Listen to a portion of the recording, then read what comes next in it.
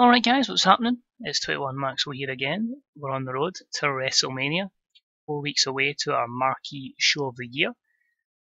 So last week it was a bit of a strange episode to Raw and SmackDown. It is quite difficult when you're trying to introduce characters that, well, you've used in pay-per-view format for 3 years and then suddenly you've got to try and go week by week. So I felt it was a little bit slow in adapting the characters that we want to bring across and the storylines.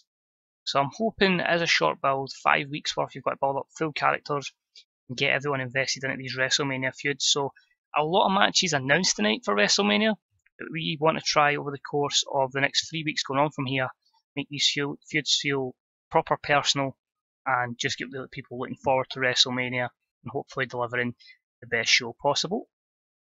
What I'm liking as well is previously I would be doing shows that would be taking 200, 300 odd minutes. I would be booking lots of matches because I'd just be having basically the two guys against each other. A lot of 50-50 booking. Not so much the case, as I say, because we're building up with proper storylines. We've got to make both guys or girls in the storylines look very, very strong. We've got to give them momentum going into WrestleMania. So there's a bigger payoff. So a lot of these matches are kind of like going over in talents that are maybe going to be in the Andre the Giant Memorial Battle Royal.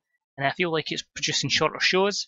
As I say today, just the 168 minutes, so less than a 3-hour Raw, although would be way over because we all know of the 9 million commercials we get on a live broadcast. So we'll crack on with the show anyway. So we've got another 3 Raws to go, and of course 4 SmackDown Lives before we get to the granddaddy of them all, WrestleMania, I believe, 36. So let's crack on.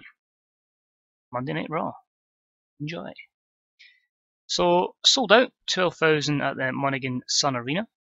And a couple of pre-show matches just to give people an opportunity. And we start off with a pre-show bout that had some very good wrestling and a decent reaction from the crowd.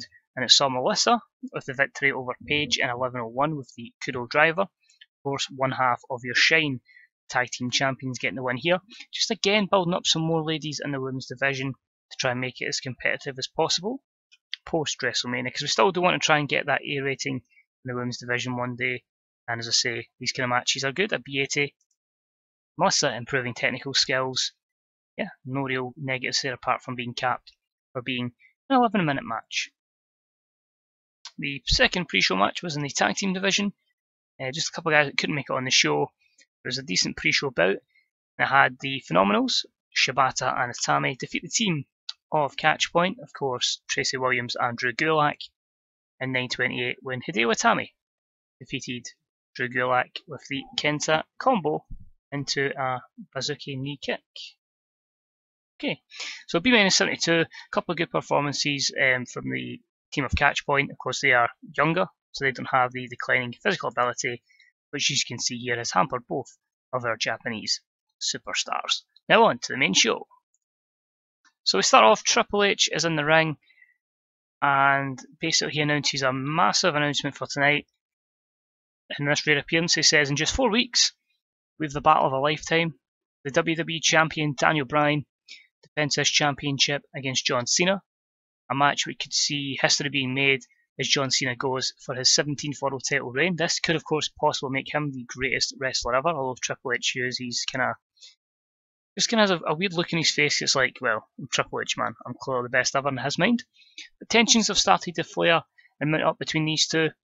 And they have done as well with another two gentlemen, of course Samoa Joe and Kevin Owens after last week's shenanigans. So tonight I can announce a blockbuster main event of Daniel Bryan and John Cena teaming up to face Samoa Joe and Kevin Owens. So that's your main event match tonight, an A-star 99. Lots of positives, lots of guys coming out of it looking excellent. Strong start, getting the crowd hotter, gaining 2 storylines, a bit of heat. A couple of negatives as we expected, handle changes. We're not turning Daniel just yet. Opening contest for the night, and about that had some good wrestling and a decent reaction from the crowd. Braun Strowman defeated Jeff Hardy in 12:07 with a big splash after a distraction from the returning Matt Hardy. So Matt's finally back from rehab, and a B-74 match here got the crowd hotter. This was the 4th match, so I was worried it was going to flop, but I can take a B-74, that's okay. Decent performances there. The storyline advances, gains heat, loses heat, but that's it, done. That could have easily been maybe even a B+ matchup with those negatives there. After the match, Matt Hardy stands over the fallen Jeff Hardy, who was so close to defeating Braun Strowman in this instance had it not been for his brother Matt's interference. He just laughs and goes, ah ha ha ha, brother Jeffro. So I don't want to go with Nero, it's too TNA-ish. Things were going so well as the boys of Hardy. However, when the demons came and got me and I was sent away, you never called, brother. You never visited. You became selfish and tried to steal our spotlight. The joke is now on you at WrestleMania. We're going to share a spotlight, but I will end you forever. And he just does like a mad evil laugh. So, yep, of course, because he was in rehab, great chance to just bring him back as Broken Matt. I'm going to definitely go with a Matt Jeff storyline. Just really, I know it's overdone, everybody wants to do it, but everybody's itching to see it in real life, and I want to do it at WrestleMania again. So, A91, perfect. Clearly enjoyed the freedom of going off script, and yeah, good return from Matt Hardy. Then cut to a short hype package. This is hyping up Rhea Ripley, who'll be in action next. She's really improving, and she's someone who's going to make an impact in the WWE, probably post WrestleMania. So just a hype package for her. D plus 49. Her matchup was subpar wrestling with little heat, but she picks up the win over Mandy Rose in 4:37 with Soul Food. C63, some decent 60-ish performances there from both. Rhea just under. And yeah, I can't argue with that. It's a C63 and it's a storytelling match in the women's division. So big prospects for the future, both of these. Rhea's got, I think, 6 less years on Mandy, but both could be really good in the future. Next up, we've got a promo from our Raw Women's Champion, Dana Brooke. So I saw last week on SmackDown Live that Charlotte Flair had a few words to say about me. Sweetie, I'm going to make this short and sweet. Watch me just basically destroy this rookie. And as you can see there, make some typos. And next week, get your ass to Monday Night Raw, and we'll see who the best woman is. So short and sweet, straight to the point. Dana Brooke just says, you want some, Charlotte? Come and get some on Raw next week. Open invitation, A91. Storyline gains some heat. Dana, the real star. So next week, could we see Charlotte and Dana face up against one another? The matchup anyway was decent. Dana Brooke defeats Taylor Hendricks in 10:16 with the Samoan Driver. A B78. Dana Brooke with 92 performance. Taylor gets a small improvement. Does the job. Makes Dana look dominant. We then see Austin Aries backstage with the US title. Out of nowhere, he's attacked by someone in a mask who beats Austin Aries down to a bloody pulp. The masked man then holds the US title afloat above Austin Aries. But who the hell is this guy? He does happen to be carrying an umbrella. The angle hasn't hidden his identity, but I think we all know anyway. I was going to go with Austin Aries v Marty Scurll, as was hinted at last week's show when they were kind of looking going behind Aries during a promo. But B plus 88, this will start the storyline between Austin Aries and Marty Scurll, the US title for WrestleMania. Next up, we had an 8-man tag team match, and it was the team of Will Ospreay, Pete Dunne, and the Revival, who defeated Red Dragon and TM61 in 14:21, when Will Ospreay defeated Shane Thorne with a 6:30 splash. B78, that does the job there. Some decent performances, some not so much by the babyface team, but overall very good. Again, for some reason, Scott Dawson, 2 improvements again, just doesn't seem to get over at all. Very strange. A good win for the heel team here. Next up, we've got a backstage promo with Adam Cole. We're just a few weeks away from WrestleMania. I don't even have a match. What kind of crazy world do we live in where Adam Cole isn't on the WrestleMania card? This better get fixed because I am an A+ talent. No pre-show for me. I want to steal the show so that after this WrestleMania, all people can say and all they can think of is Adam Cole. Baby. So A90 promo there for Adam Cole. Interesting to see what kind of match he gets, if any, at WrestleMania. Next up, tag team match. It was an extremely short match that saw Ziggler and Jordan defeat the Vaudevillains in 4:42, with Jason Jordan beating Simon Gotch. Simple match, keeps the momentum up for the tag team champions. B-73. Some good performances in there. Jordan again, we still need to build up. But yeah, surprised that Gotch got a better rating than Aiden English, because we usually just have Gotch pinned all the time because, well, he's just there. Next up, backstage with John Cena and Daniel Bryan, and John Cena just cuts in and just says, listen, I know last week you weren't too thrilled with what went down, but come on, we can do this. We're both professional enough. We can see us right through to WrestleMania, where it can go all on the line there, and the best man wins. Daniel Bryan just looks at John Cena, kind of like disgusted, but like, alright, okay, I'll be your tag partner tonight. All these two coexist in our main event tonight. So A92, Bryan came out of it looking excellent, Cena came across well, storyline advances between these two.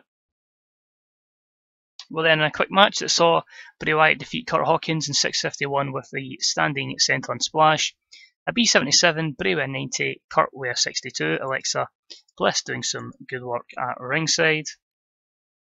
After the match, the lights go out, and around the speaker system, we hear a little noise, and it's just Mr. Wyatt. Two can play this game.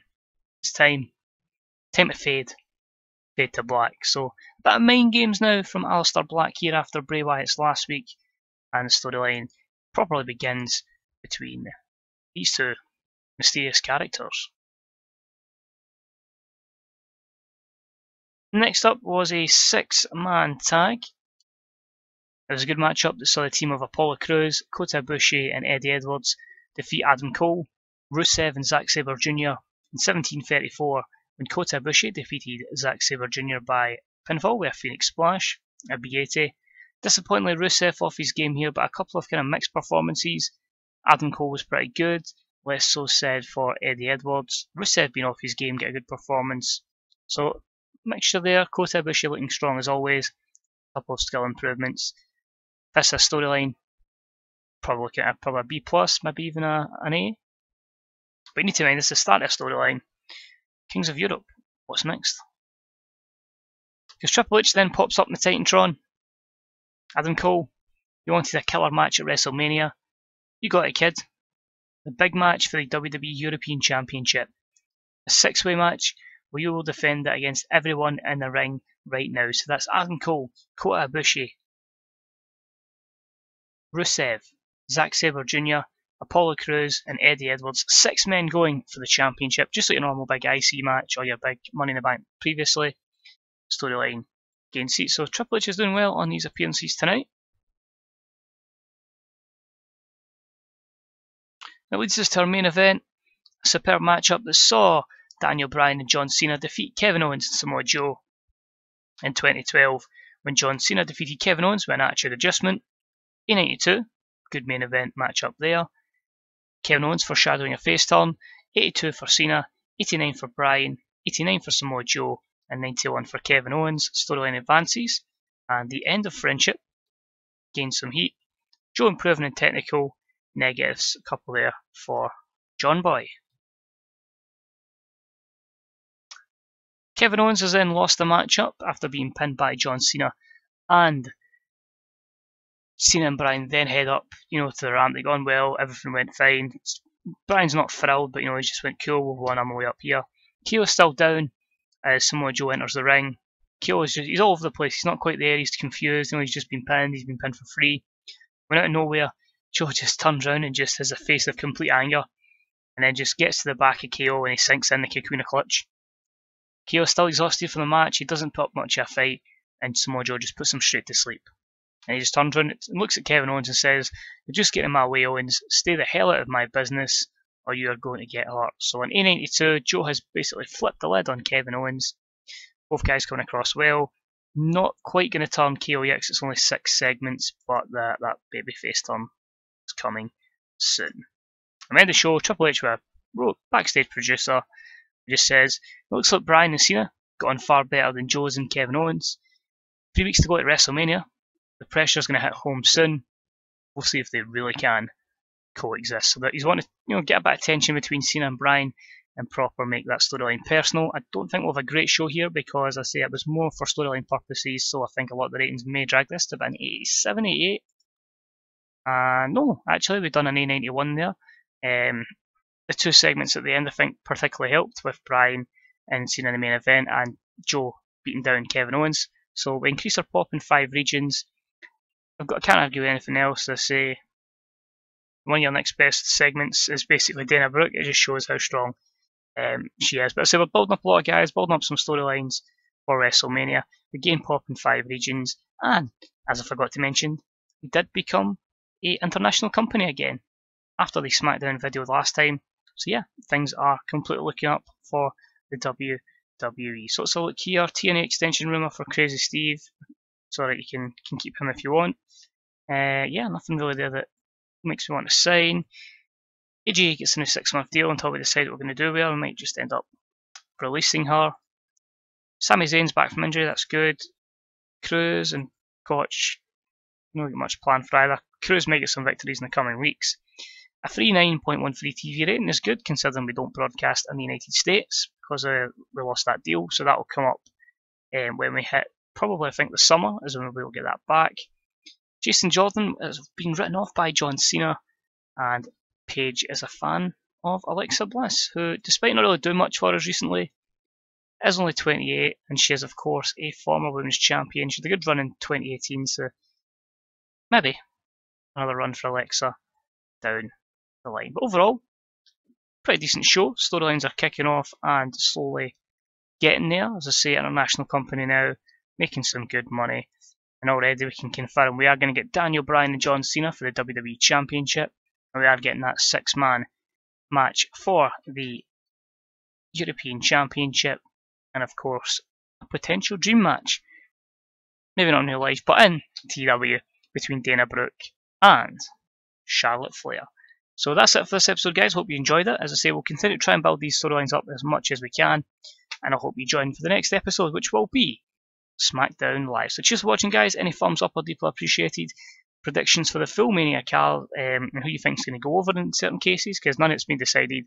I won't probably decide that until on the day of Mania, because some of that will affect the next show, which will be basically Superstar Shake-Up after Mania, where I'll start to move people over. So let me know what even your predictions for that is, who could be going where, who you'd like to see in the other brand. And yeah, as always, any comments on wrestling in general, your own saves, guys, how you finding TW going forward. And as always, any subscriptions, etc. are all deeply appreciated. And check out the rest of the bookers available on the Grey Dog Software forums and the Fantasy Bookers subreddit. Yeah, got that right. And of course, keep supporting the rest of the community with the great mods that are produced by various guys in the community and the great guys doing some awesome work with graphics, face packs, etc. etc. So cheers for watching, guys. Take it easy and please enjoy the rest of your day. See you next time for some more TW, the WWE. Take it easy. Bye bye.